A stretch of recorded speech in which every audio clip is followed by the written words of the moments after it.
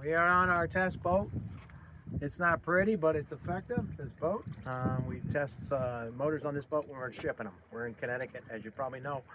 Motors going to Seattle, Washington. It's one of two motors they're getting out there. So this is one of our favorite motors. It's an EFI Yamaha 250, two-stroke, of course. Every motor, no matter how good it is, has some things you really gotta pay attention to. We like to call them prone to fail components.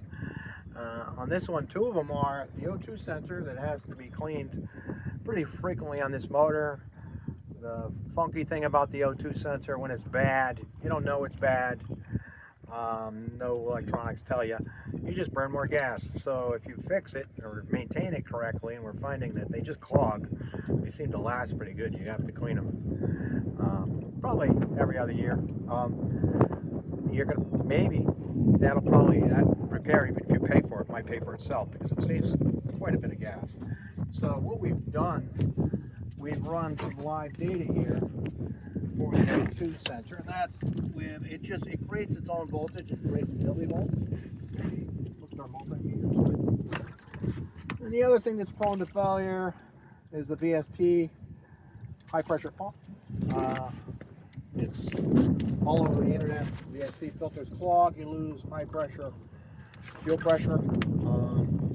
You get a weak electric fuel pump, it goes down. So we installed a remote pressure sender right there in line on the high pressure side. We might permanently install it, but we definitely got to do a better job and tuck it in if we're going to do that.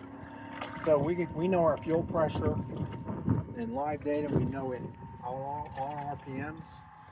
I think I'm good to just tell you in this situation, all RPMs, each reading stays very consistent. That's about 15 millivolts. That's 35 pounds, which is perfect. And it doesn't vary. So sometimes you've got a fuel restriction or something.